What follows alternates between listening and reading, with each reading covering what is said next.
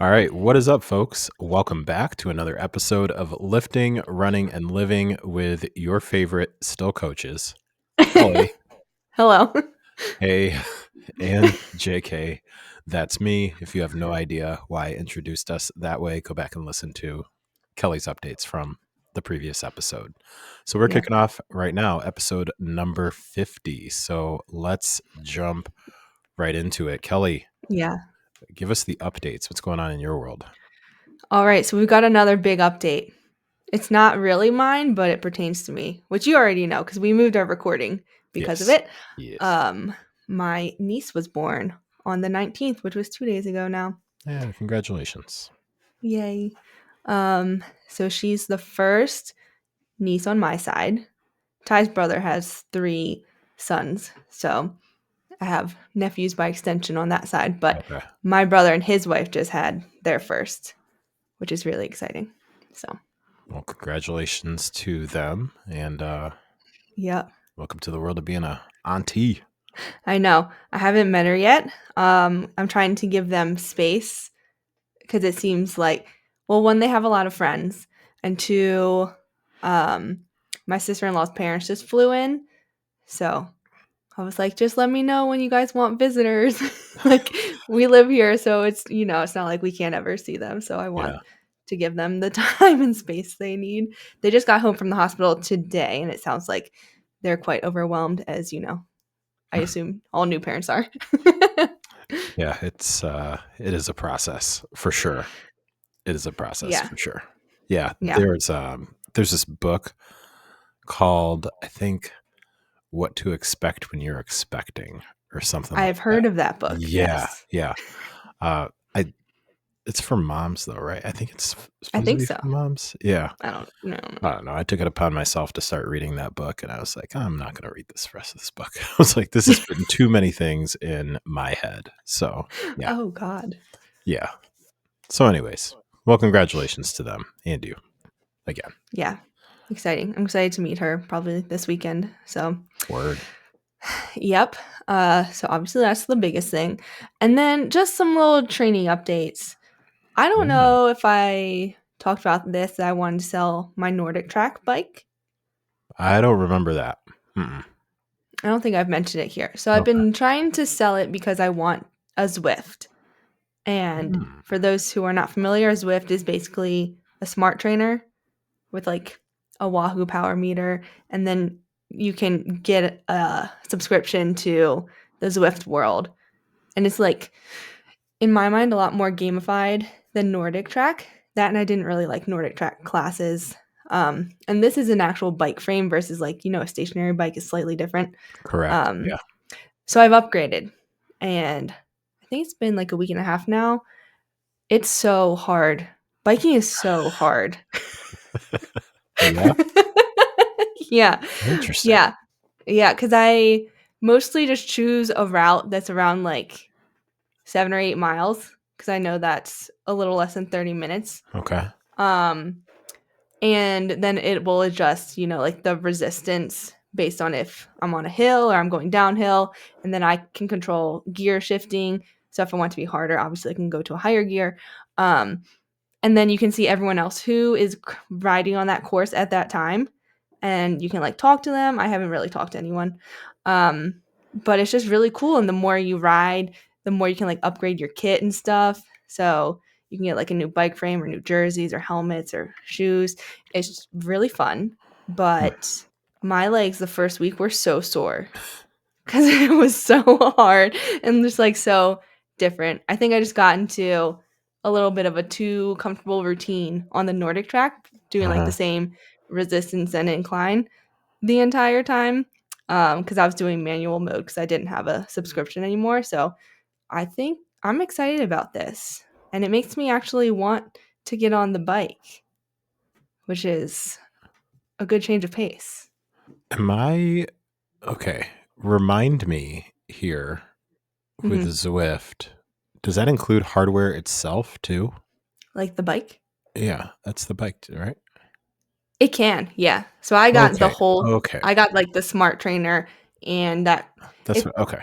yeah, they have basically a bundle because you can buy like the Wahoo kicker if Mm-hmm. you have a road bike.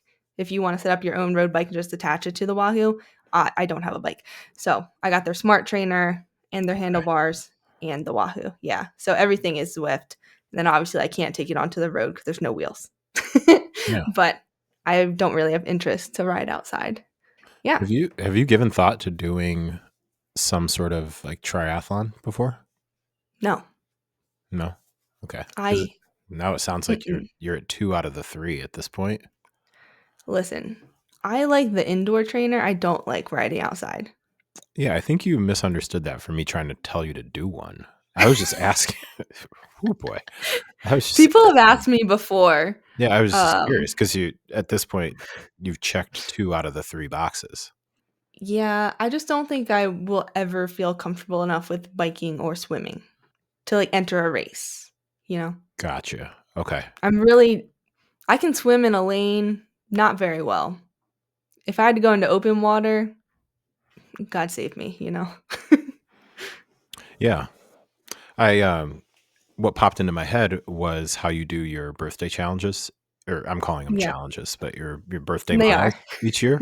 Yeah. Yeah, So thinking of something where you did X amount of distance on the bike, X amount of distance running, and then some sort of however climbing is measured, like all in one day or a weekend, like 3 day, like it's a Friday, Saturday, Sunday deal. Like one day is run, one day is bike, one day is climb, or I don't know. It just kind of popped in my head, but be kind of interesting.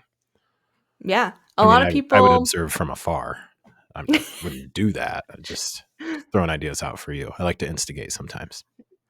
It's not a bad idea. A lot of Hmm. people for if they want to do a birthday challenge with climbing Mm-hmm. is are you familiar with the V scale? I am not. Mm-mm. Okay, I'll break it down for anyone not aware. Yeah. So in bouldering, I guess you could do it with routes, but it'd be more challenging. But in bouldering, like if you're climbing outside or at a gym, depending on the gym, and they use the V scale, each boulder is given a grade, and it Okay. goes from V0 up to like V17 is the hardest in the world at this time. So people will try to get V points up to their age. So like I'm turning 35 this year, so I would try to climb, you know, uh if I was a good climber, like 7 V5s, which would be really hard for me. But you know, any combination of the numbers and try to get to your number in V points. I never did one of those because that is kind of a lot of volume. Yeah. But Interesting. yeah, that's one way.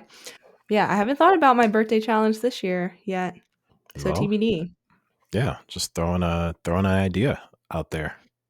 Yeah, I That probably is will a lot of incorporate that. athleticism for sure. Maybe I'll do something with lifting. Mm. I'll have to Okay. think about it. You know, with like the big lifts, Yeah. Oh, that'd like be a cool. certain number of volume load or something. Yeah. I'll give it a think. All Speaking of right. that, Yeah. I also wanted to update everyone on my lifting motivation, which is in the gutter. It Mm. it's back in the gutter since I've started running more again.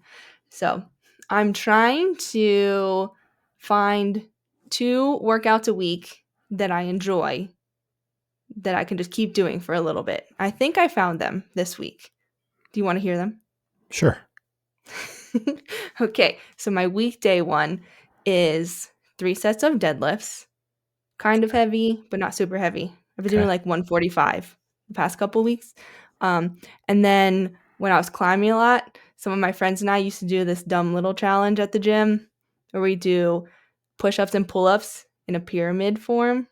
So you do start with 1 push-up, 1 pull-up, then 2. Yeah. And then we used to do you go up and then when you fail on a level, you have to stay there for the next time we do it. Ah, okay. And then you keep trying to go up. So that's been fun to revisit because it doesn't take as long now because I can't do as many pull-ups. So I fail pretty quickly, but it's a fun challenge. I got up to doing 3 twice this past week. So the week before I did 1, 2, 3, 2, 1. This week I did 1, 2, 3, 3, 2, 1. Okay. Because I can't quite do 4 pull-ups yet, like strict pull-ups. Fair enough. So that's workout 1. Because I need something that has things I really like on a weekday because that's my hardest usually after work, you know. Gotcha. And then my weekend one is back squats because I think unfortunately they are very good for me. um, and then some sort of overhead press. This week I did the half kneeling bell up kettlebell press. Yeah.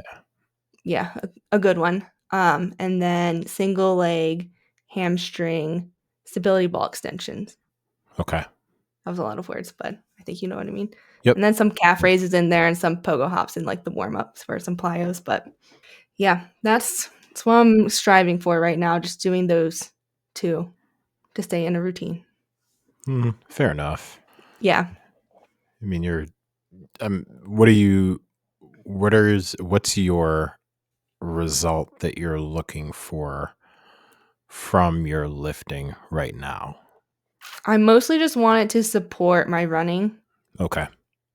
So, like, I think the deadlift and squats are really important. And then, I've had the hamstring issue. So the Yeah. eccentric hamstring exercise is good. And then the upper body's just kind of for funsies. Yeah.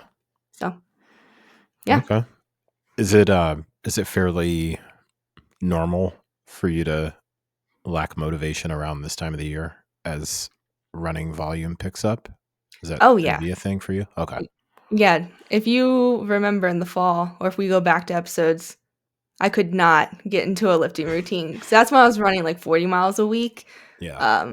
It was just, some things increase and then other things decrease, and we just constantly are adjusting. Yeah, I can understand that. I can totally Yeah. understand that. So, but I think with reducing coaching, that'll help a lot too, because I'll have more, mental energy and time, obviously. Yeah. So, Okay. Well, cool. yeah. Yeah. But yeah, what's up with you? Well, let's see here. We're recording on Monday. Today is Monday, not Tuesday. No, today's not Tuesday. Oh my gosh. No, Yeah. So we're just recording Monday. on Monday. So we're recording the day after Easter. Let's see. I'm trying to remember where I've been and where I'm going. So last week, back half Uh-huh. of the week, I was in Las Vegas. So Oh yeah, you were here for a second. yeah, went to Las Vegas for the Real Coaches Summit. Shout out to Aram Gregorian, better known as 4 Weeks to the Beach on Instagram, Mm. for being the creator, host, founder, and all things awesome with the Real Coaches Summit. This is my third year attending this particular summit slash conference. And the differentiator with the Real Coaches Summit is, it's hard to describe it without using like, well, it's like real coaches. So uh, from my perspective, the differentiator is, or a couple of them is, one, you have an opportunity to listen to every speaker that's there. So let's say, I Mm. think this year it was 14 speakers, if I remember correctly. And the way that he does it is um, on day one, let's say that you and I are both speakers Mhm. and we both go at 1 o'clock, but you are in conference room A and I'm in conference room B.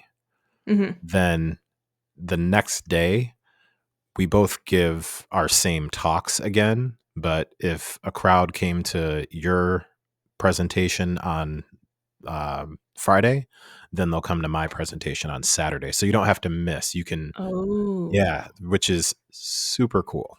Yeah. Really appreciate that, because with having the lineup that he typically has, it's super easy to be kind of torn between like, man, I Mm. got to choose. Do I want to go see this person or that person?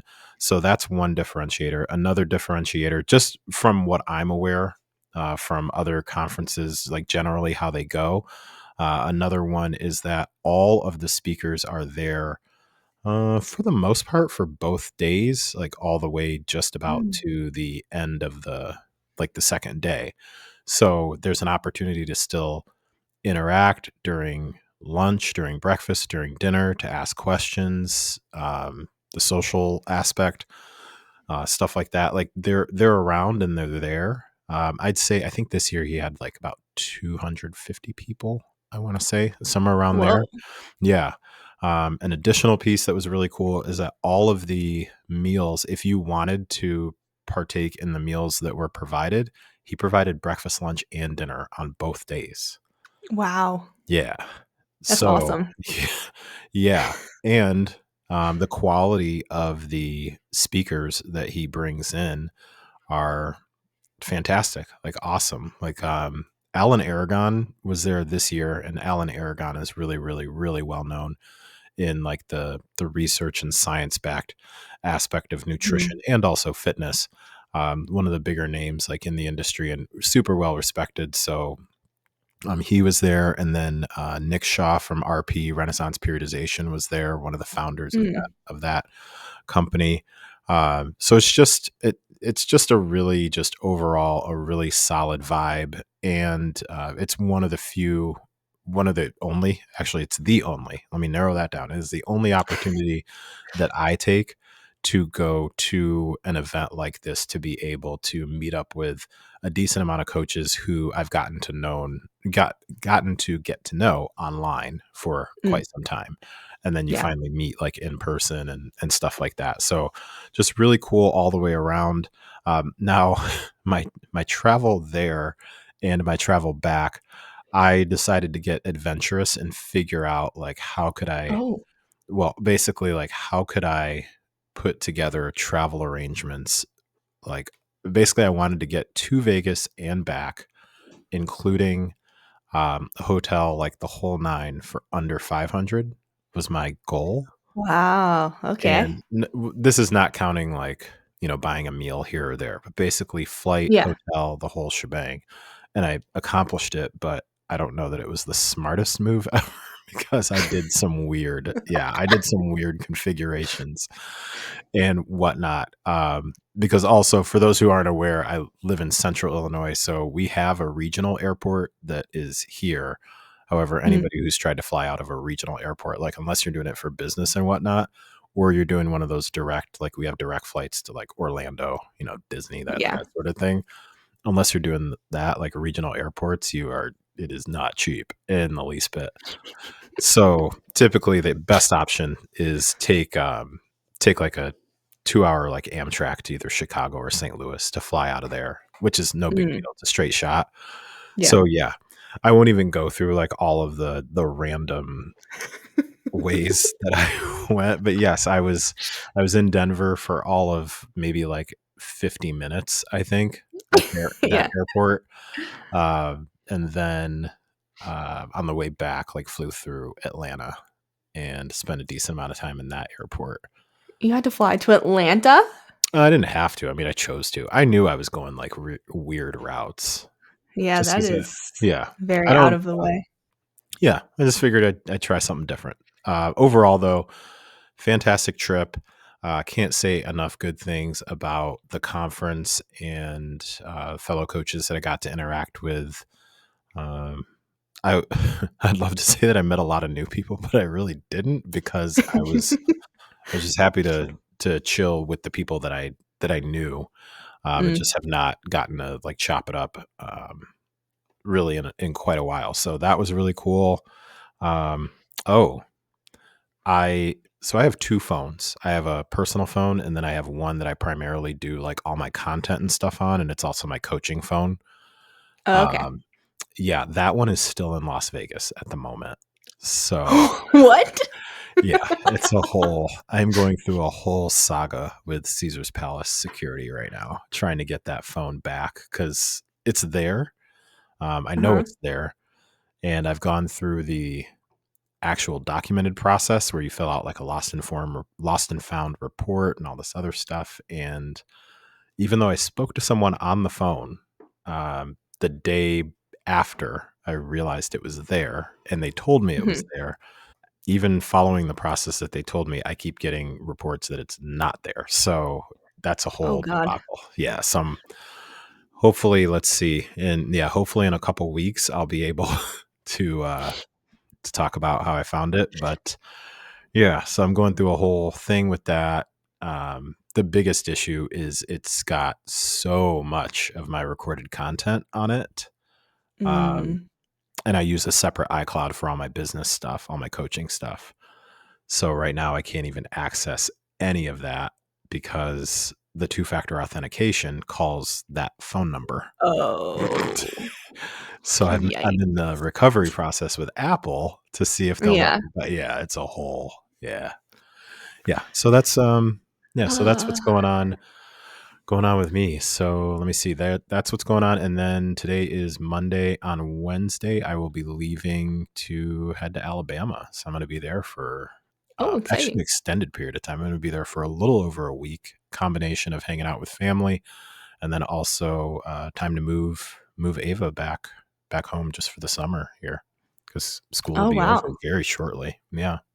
So yeah, lots of That's travel exciting. and all that jazz. Yeah. I think the first half of the year I get in more travel than I will for the next like year until the same time next year, basically. Mm, Yeah. It's kind of the way my schedule seems to go. I think March and April, it's like a lot. And then that's it.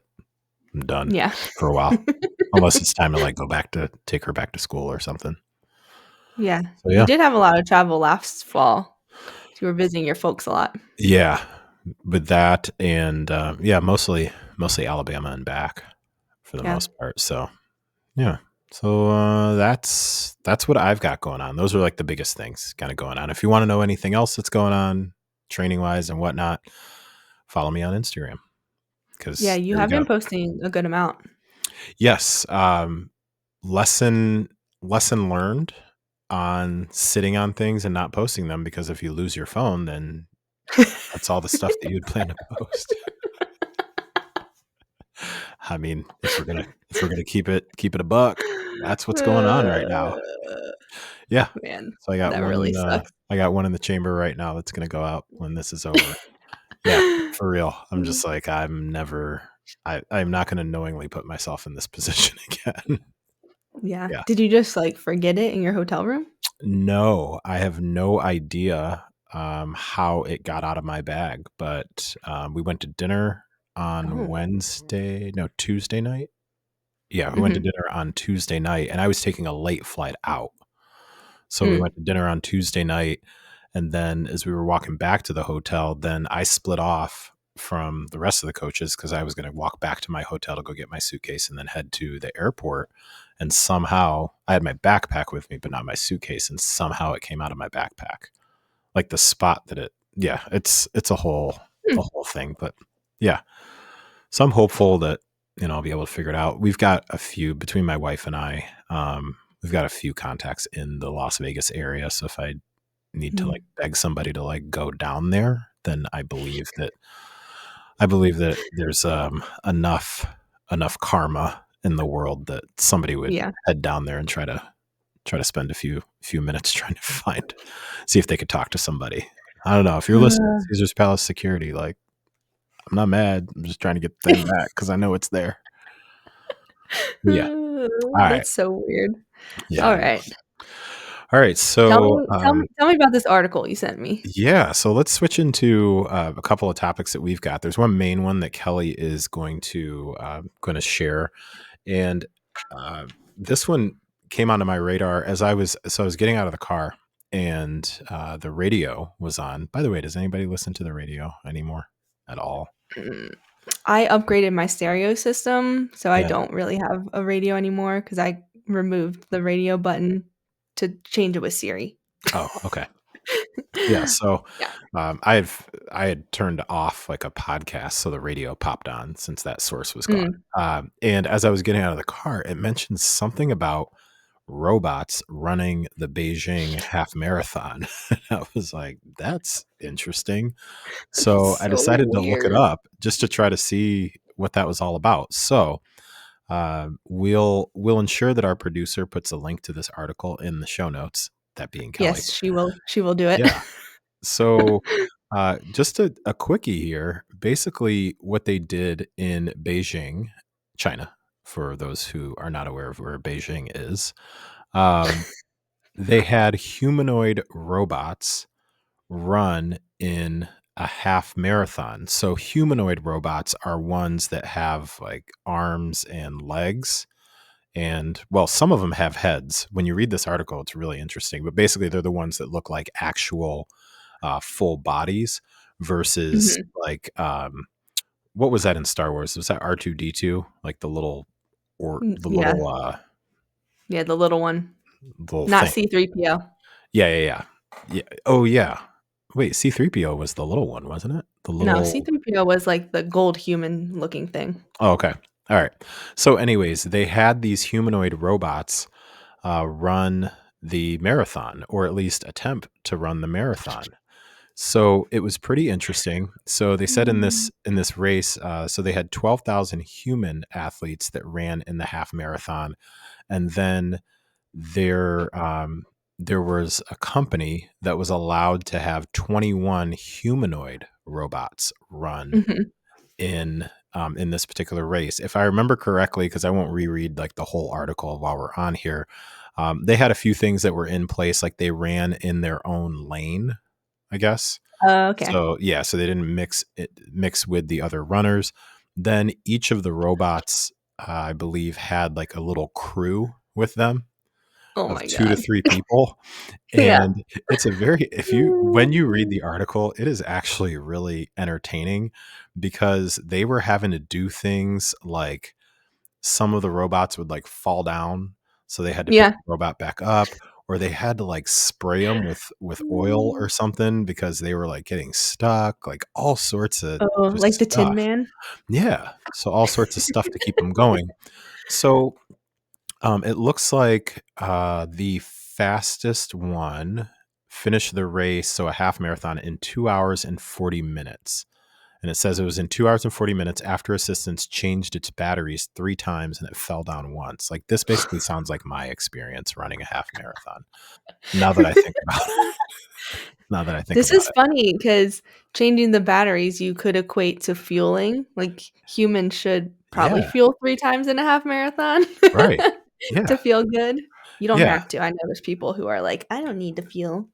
You Yeah. can do whatever you want. I actually strongly want to encourage people to read this article. It's not super long. It's very interesting because transparently, when I sent this to Kelly, her response is basically like, "WTF? Would you ever want to have a I was just robot?" I just wanna know why. Like, why did they Yeah. want to do this? Okay. So from my perspective after reading the article, I would say that the reason that they did it was to get an understanding of how far have we come or how far have they come. I have had nothing to do with this. How far have they come with being able to have robots that can mimic Mm, humans as far as yeah. movement, endurance, like literally endurance and um, all that stuff, like speed, all that good stuff. So they mentioned some other attempts that they've done where they had them like dancing and doing different things. But as I think about it, I'm like, from a technology standpoint, like an advancing actual technology, I kind of find it interesting. Find it Yeah. really interesting. And then I started thinking, man, I get it that this is I mean, from a marketing and kind of like something that's kind of catchy, not catchy, but it's an interesting thing. So I would tune in for at least a few minutes if I Yeah. knew, for example, the Boston Marathon was today. Mhm. So I would tune in to a few minutes if you told me like, hey, there's also going to be a simulcast over on YouTube or something like that of the robot lane or something like that. Like people would watch. People would definitely watch. Like it would bring in a crowd who doesn't normally watch races like that for Yeah. sure. So it's kind of Maybe human that's what interest. track and field is missing. You never We need know. sprinting robots. Well, something that I do think about, in all seriousness, though, is when I think about being able to build some sort of a robot that can mimic human movements and different things like that. I think about just based on some different scenarios that I've personally been involved in with trying to help somebody like in a nursing home or something like that, like move and flip.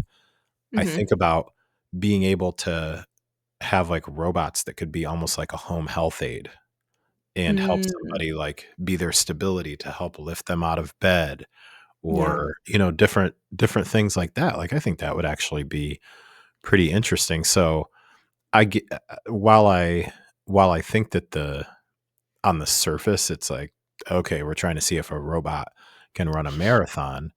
Yeah. It's all about also, I think a more interesting thing is, okay, we're trying to see like how long can this thing stay moving? Like under what conditions would this be able to endure certain conditions and all that Yeah. stuff. So I don't know. I thought it was actually kind of interesting that they decided to use a half marathon as the testing ground for these It robots. is. Yeah, when you read it, you're gonna crack up because they're describing like some of them. They're like some of them were wearing kid-sized sneakers.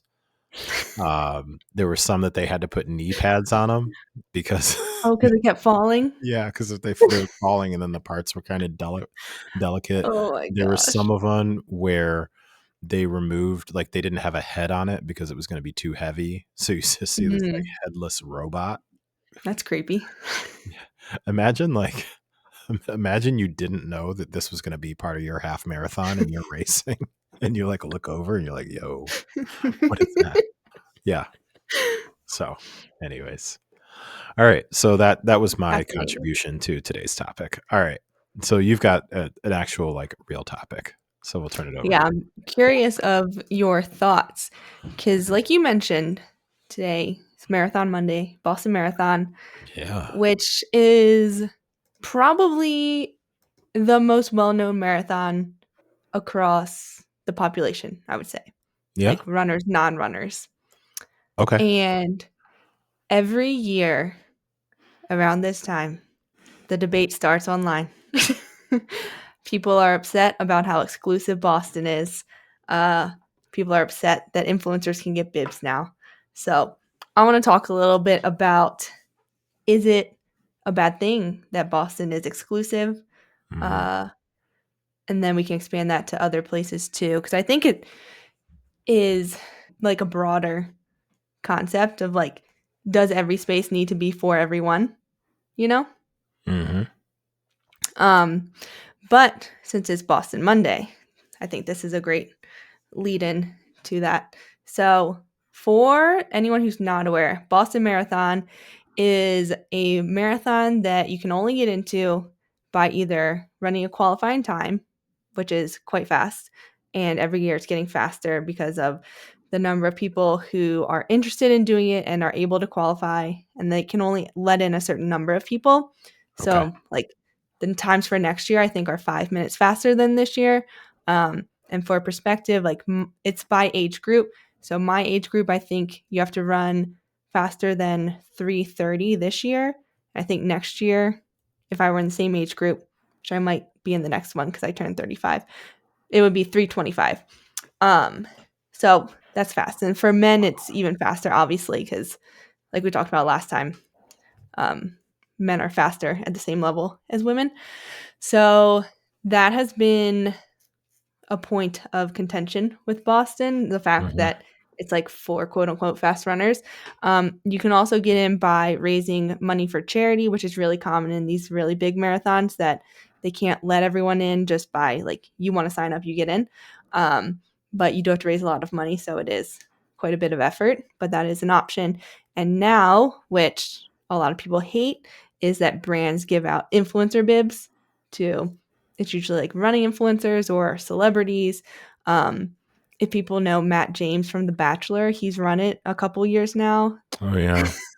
which people sometimes get upset about, but they more so get upset about the, it depends on who is talking online. Um, you know, the people who think Boston is just for fast runners get upset about influencers who get a bib who otherwise wouldn't be able to qualify through times, Hmm. which is interesting because they could also get in through charity and there's no, there's no pace requirement for that.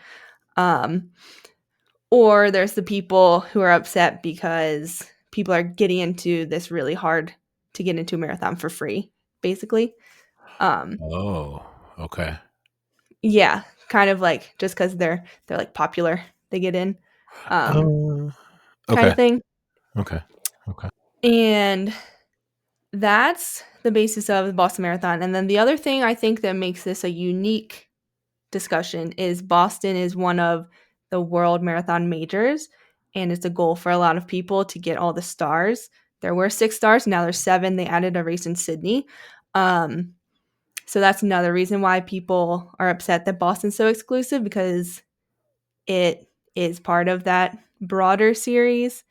So it's kind of like if you have a goal of getting all the stars, but you can't time qualify, it makes it that much harder for you to get all the stars versus, you know, Whoa.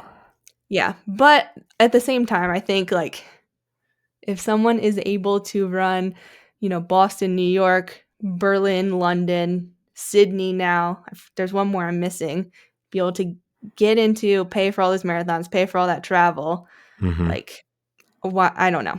I don't fully understand being upset about Boston being a little more exclusive in who it enters. Because, like, New York, you have to enter a lottery, and that could take years for you to get in, or charity. Same with Boston. Okay. But anyway, we're not here to talk about the World Marathon Majors.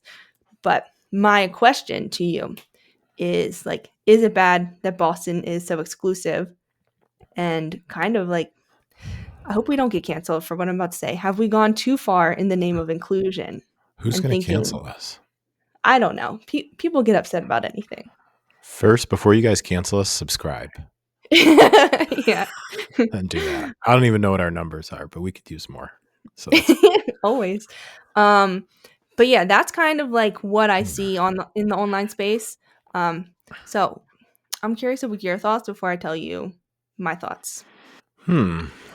Yeah. or Well, anything you want to add, or I questions don't. you want to ask. Yeah, I mean, you explained it pretty well, and I specifically recall you either doing a podcast episode or having a conversation with somebody. It had to be on your podcast, and literally, I think it was around this same time, either last year or the year before, about this. So I'm saying that from It's the quite standpoint possible. of I think I th- I'm biased based on some of the stuff that Mm, you've already shared yeah. because your podcast, like back before we like became friends and like I was like we are back and forth now, I was listening to your podcast and your podcast was pretty much the only information that I would ever get about whatever was going on in running.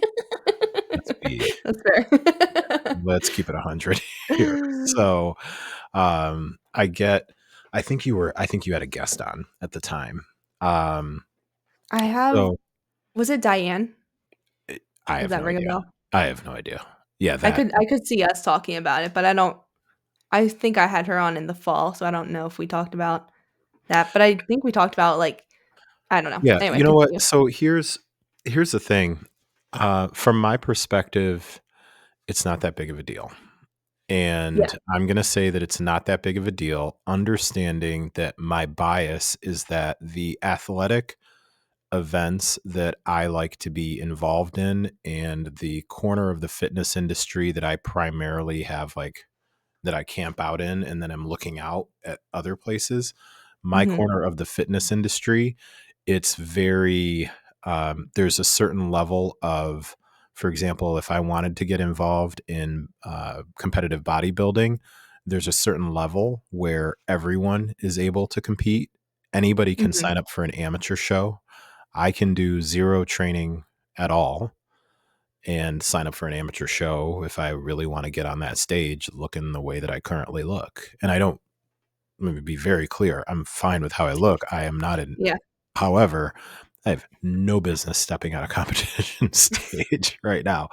And then there's this understanding that there are other levels that you would need to qualify for in order to compete at those particular levels. Then when I Yeah. think about performance based things that I have done, like Spartan races or a Tough Mudder, but say like with Spartan races, when you do, now I can't even think, it's the Spartan trifecta where you Mhm. do, what is it, like the sprint, the beast, and then the, Is it the my, Ultra too? Maybe the Ultra. Yeah. So if you do all three of them in 1 year, that's considered the trifecta. Mm, And that's accessible. I think that's accessible to just about everybody, unless they've changed things. It's been years since I've done a Spartan race. But then mhm, also, if you want to qualify for the hurricane heat, you have to have hit a particular time in one of the previous Spartan races. So my perspective is skewed because along the way, in the majority of the, or any and all really that I can think of the either performance based or aesthetics based things that I like to be involved in when it comes to fitness, there is a certain level that is accessible to everybody mhm, and ridiculously inclusive. There are CrossFit competitions that anybody can sign up for, but not everybody gets to go to the CrossFit Games or even the regionals. I don't know, High Rocks. I know High Rocks you can sign up for, but like the World Championships, you have to qualify mhm. for that. There's a waiting list. So I don't have an issue with it overall. Where I would have somewhat of an issue is if something is if something like this event is advertised as for everybody, It's come not. one, come all, that sort of a It's thing. definitely not. Yeah, I don't have an issue off the top. I'm trying to think of like a reason why I would. Yeah, I don't think that I don't think that something like this is a big deal. That's Yeah. for those reasons that I stated. Yeah, I agree because I feel like Yes. Boston has always been super elitist. Um, since like in its entire history, it's always been like for the quote unquote fast people, and like women couldn't run for a long time. Yeah. That was probably more widespread than just Boston, but you Yes. know. Yes, it was. I'll remember. Um, I have something to tell you about. I'll share it after you're done though. okay. But yeah, I feel like especially in today's day and age, there are so many. If you want to run a marathon, there are so many options. And if your heart is set on Boston, then like I don't think it's a bad thing that you have to strive to either run faster and get a qualifying time or Mhm. like go the charity route, you know? Or I mean, if you're really motivated, you could become an influencer and then work with a brand. That's, the third option now. But yeah, I don't see why people get so upset that it's so exclusive. Like no one has to run Boston. I suspect that it's not about Boston being exclusive. It's about the running community holding Boston on such a high pedestal, Um, which is I don't know, it's just like Yeah. humans. It's kind of what I mean, I humans could do. I could see I could see the argument of from the running community um feeling like letting people in just because of their celebrity status is almost like degrading how special it is. I think it would be similar to, for example, the Masters just finished up. So Mhm. it'd be similar to like with golf, with the Masters, like they also let um like Josh Allen, who's the quarterback of the Buffalo Bills and who's a pretty good golfer, but they Mhm. reserve a few spots for celebrities to play golf, to play in the actual Masters, not like a pro am Mhm. over the weekend or something like that. Yeah. I could see how if I could see that. I could see that perspective. I mean, it's still not one that I can really connect to, but I could totally get that. Has this always been, not always, because there's no way, they were setting it up for like reality TV stars to get entries back in like Oh, no. 1940, whatever. But has it always been something where, for example, corporate sponsors and things like that had a certain number of bibs they could give out to? I don't know for sure, but I suspect yes, and I suspect that Okay. since influencers before Mm. what late 2010s, Hmm. they weren't really a thing online. People just didn't know Right. about it, versus now it's Yeah. like obviously it's so smart for a brand to use an Yeah. influencer online to be like I have a couple friends who have been on my podcast. They ran for Adidas. Yeah. Um and they're making all these reels about Adidas and running the Boston Marathon. It's like it's genius from a branding perspective because you get your brand out there to so Yeah. many people. Um yeah, I find the online discourse fascinating because people get so mad at the individual influencers. Like, why do you get a bib? But it's like Yeah. they did work hard to build, their following that is Hmm. valuable to a brand. So, and Okay. like it's the brand's choice to give them the bib. And if not to them, it's going to go to someone else. But yeah, there's a lot of discussions like people who get a bib shouldn't accept it if they've already run Boston. They should give it to a first timer, stuff like that. And I'm just like, this is, I don't know. I think everyone's making Boston into a bigger deal than it should be. But I say that as a non marathon runner. I never Yeah. want to run Boston. So I also don't really, I get the appeal, but it doesn't speak to me. Well, there's a couple of things that pop into my head here. First, can't definitely don't want to let this go by. I don't know if she listens to the pod or not, but I have a friend who ran the Boston Marathon today. So shout out Teresa if Oh, you are listening. And she shout out finished. Teresa. Yeah, she did fantastic. Congrats. And she lifts at least 2 days a week, at least, Hell by yeah. the way. And she does workouts that I program at my gym. So I know she's getting good workouts. Just saying. Yeah. Amazing. So I think that part of what makes the Boston Marathon particularly messy is the history of the marathon itself Yeah. with its exclusion of women. There's a podcast that I listen to called We Regret to Inform You. Is that Mm. it? Is that what it's called? Hold on for 40. There is a podcast called We Regret to Inform You, and I want to make sure that I'm yes. Citing the right one. Yes, we regret to inform you, and the subtitle it's called the Rejection Podcast. So uh, Oh. they all of the episodes are about rejection. Mhm. So they today posted an encore episode about um, the Boston Marathon and the two ladies, Bobby Gibb and Catherine Switzer. Yeah, because Hmm. Bobby Gibb was the one who I think she was the first woman that ran. She was the one who like Oh, cut yeah, her yeah. hair, wore her brother's Mhm. clothes, and all that stuff, and then beat like 2/3 of the men and all that jazz. Yeah. Yeah, and until listening to that episode back when it first aired, like however long ago, I didn't realize like the very like clearly like divisive history of the Boston Marathon specifically. Now I do remember a couple of years ago it being broadcast or it fell into my algorithm or my news feed.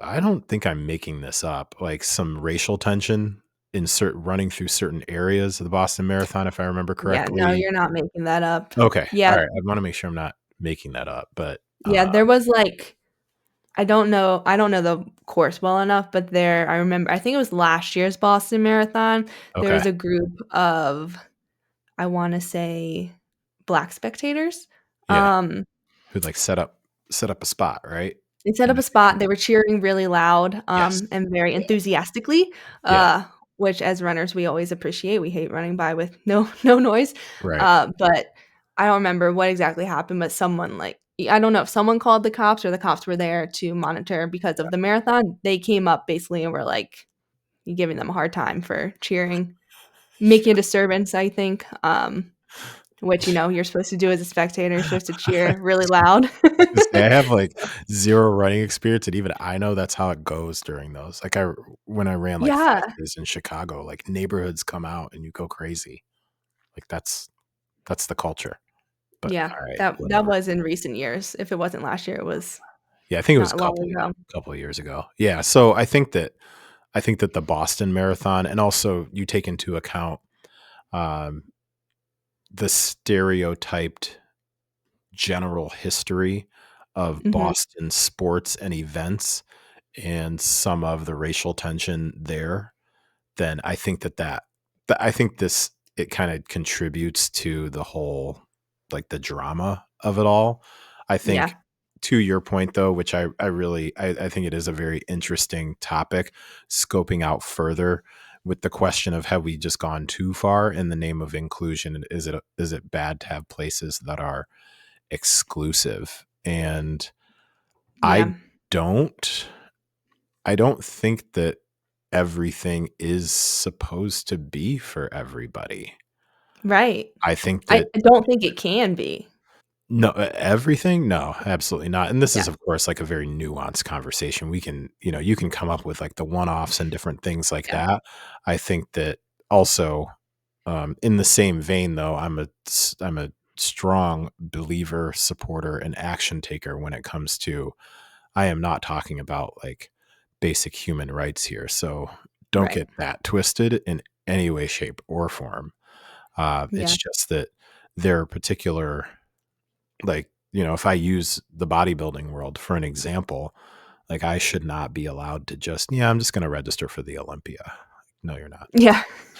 That's that should not be, you know, like not everybody. I think that this also can relate to youth sports and an understanding of, okay, at what level do you start to make cuts on teams Yeah. and things like that. And you're talking to the guy who, the teams that I was on, I was only, to my knowledge, I was only on those teams because they were no cut sports. Like Mm. I specifically remember the soccer team. Like there was no way I had any Yeah. business being on that team. There were 2 times where I played where it was regulation. The other ones was like when they put the extra like 10 to 15 minutes on the thing after the fourth quarter was over. So I don't know. I don't think everything is supposed to necessarily be for everybody, but I get I get where some of the I get where some of the issue would be though, if you hold the tradition really dear, or if you, not tradition, but you know what I mean? If you Yeah. think it's really special and then all of a sudden it's like, well, this person, they just get in just because of who they are, you know? Yeah. Yeah. I feel like reminds me a lot of when you said we've gone too far in like not being allowed to have goals. It's Mm, like similar yeah. concept. People aren't allowed to be better than other people at certain things, you know? Because like the Boston Marathon is probably a really good example. Better runners get in, and by Mhm. better, I just mean faster. I don't Yeah. mean like, your worth or anything, like, who Right. cares how fast you run? Performance. You're talking Um, performance, right? Strictly performance, yeah, Yeah. athletic performance, and, like, I feel like in some spaces, it's been demonized so much to, like, either want to be better or want to beat people or wanna strive for these goals that mean, that you're not average anymore, and it's I don't know, it's just kind of wild to see. I remember, when everyone was giving millennials shit for getting participation trophies for everything, and it Mhm. reminds me a lot of that, Yeah. Yeah. like, should everyone get something just for participating? And I think it depends obviously where you are, but in certain spaces, Yeah. like, your youth sports example is a good one because when I was growing up, I'm sure it's similar to this still, like, when I got to a certain point in soccer in middle school, there was the Mhm. rec league, and then there was the travel league, Yeah. and you had to be better to get to the travel league because it was a more selective team, but that didn't mean like, it wasn't a bad thing to have a team that was better and more selective because there was still the rec league for anyone who wanted to sign up where there wouldn't be cuts, and then obviously once you get to high school and college, like, you can't just not be great and be on the team, like, you're gonna get cut, so, you know? Yes, the youth sports example is hella real right now, and especially when you talk like rec league versus travel. That most prominently, like I mean, firsthand experience as far as baseball goes, and Mace is only 12 at this point. But baseball, and then especially basketball, when it comes to AAU, excuse Mm, me, and things like that. And even within, going back to the baseball space, like that's a massive topic of conversation, especially within like certain pockets of the Black community where we are enormously underrepresented in the world of baseball, like big Yeah. time. And there's a lot of conversation around like, are you going to get a fair shot at being seen if you're playing rec ball or if Mhm. you're playing high school ball versus if you're not on a travel team or if you're not part of like PG, like Perfect Game, which is one of the bigger organizations and stuff like that. Are you even going to have a shot if you are trying to get any sort of a scholarship or anything like that for baseball? So Mm. yeah, for anybody who really wants to dig into like the youth sports aspect of it, a podcast that I strongly recommend is called Pure Athlete. That's a really, really good one, especially if you're into baseball.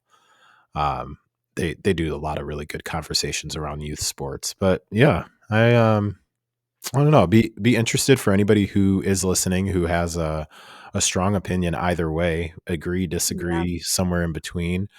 Um, I'd be interested to hear.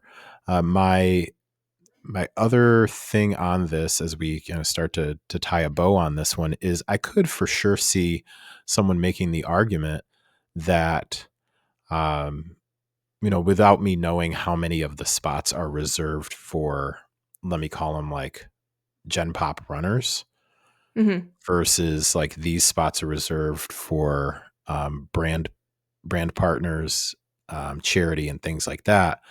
I could make the argument if I'm someone whose time qualifies, let's say that there's 20,000 spots that are open for people whose time Mhm. qualifies There's like 33, but for the time 33,000. for the timed ones I think that's how or many overall. roughly how many got in this year for the timed. Okay. Okay, cool. Okay, so let's say okay, so it wasn't too far off, just 13,000. Let me look at that.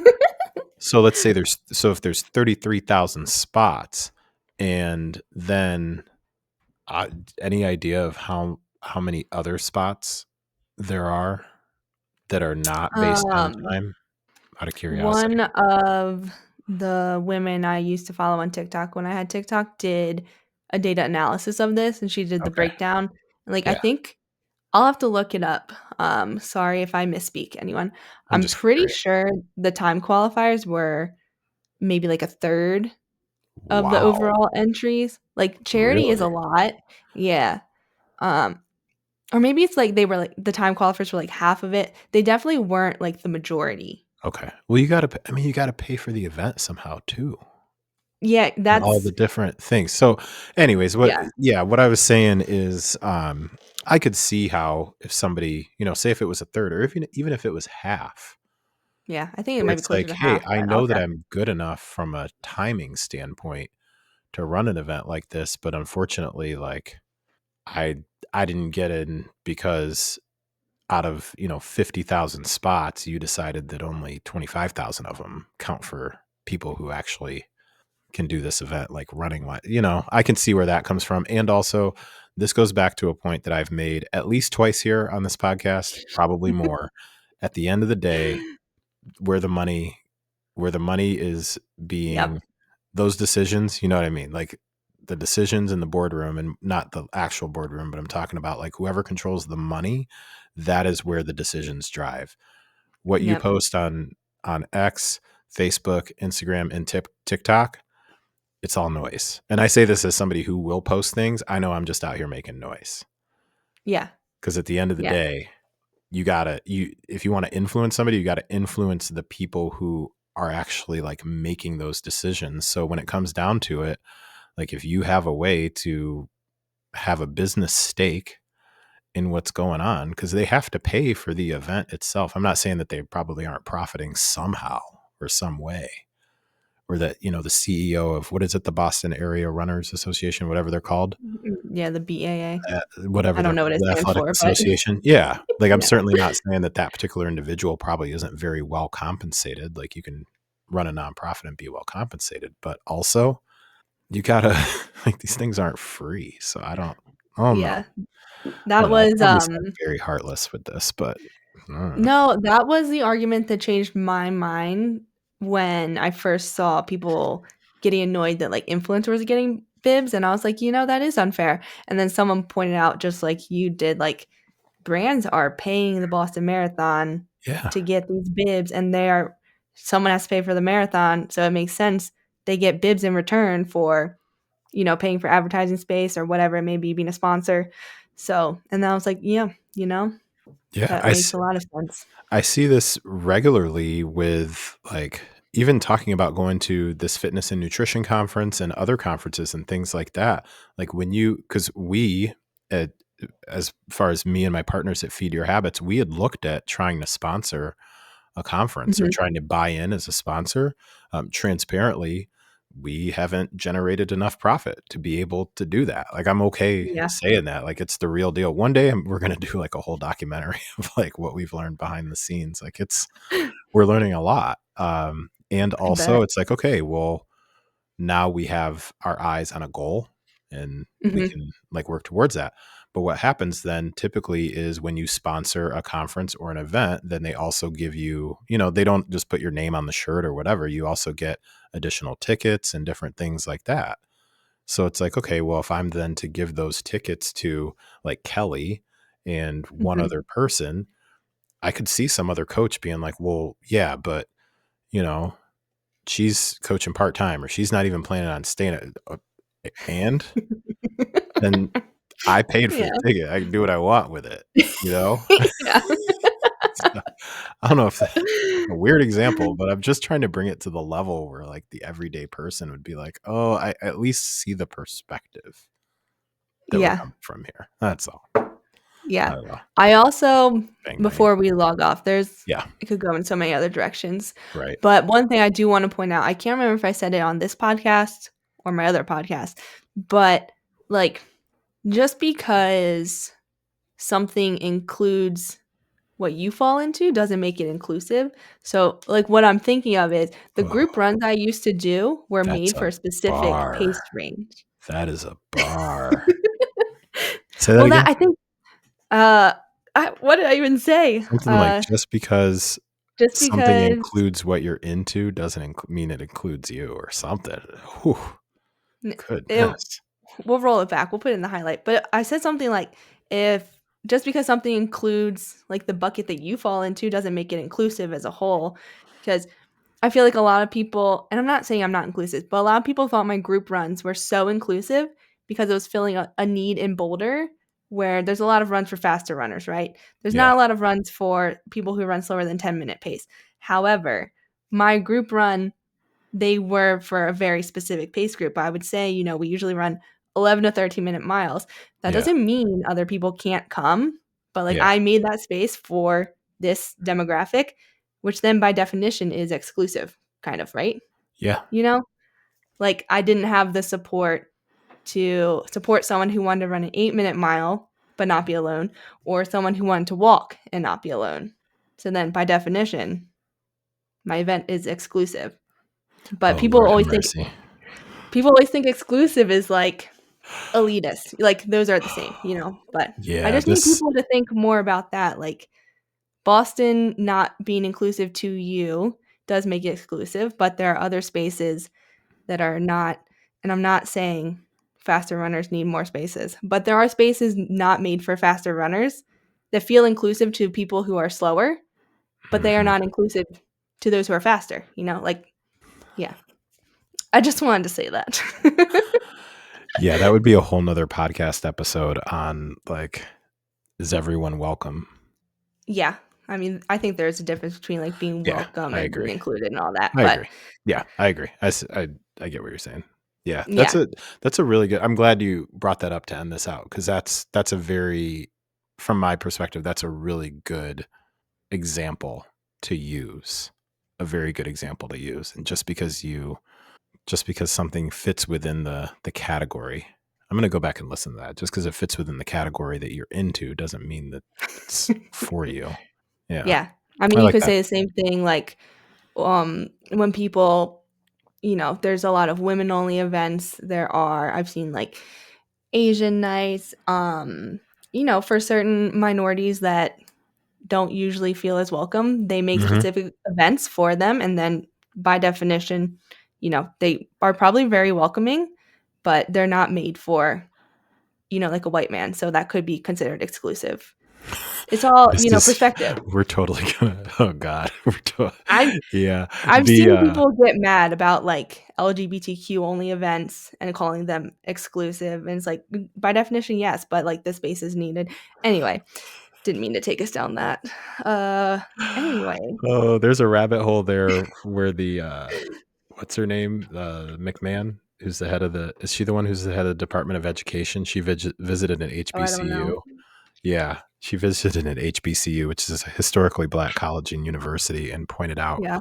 that a good amount of that some of the top graduates from HBCUs are not black, and people were like, "Are you just now figuring out that HBCUs don't discriminate? Did you not know? Did you not know? Like, were you not aware that white people can go to HBCUs too? Oh, you didn't know that? Oh, okay, gotcha.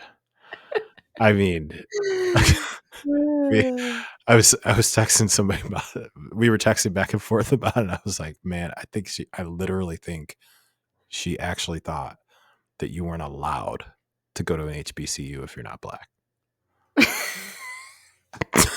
We're gonna end on that because that's a whole nother Kelly. I was dying. I was dying. That's funny. That Yeah. unfortunately doesn't surprise me, though. No.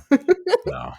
All right. All right. So with Okay, that, well, if you made it this far, thank you. If you still enjoy our conversations after that, you can follow us on Instagram at Lifting Running Living Pod or email us at liftingrunningLivingPod@gmail.com. You can leave a rating and review. Like we've started saying, if it's not 5 stars, leave it in the group chat, please. We don't need to yes. know. Yep. And subscribe. And Subscribe. subscribe. All right. Yes. So with that, thank you so much for listening to episode 50 of Lifting, Running, and Out Here Living. We appreciate you. Take care, and we'll catch you next time. Bye.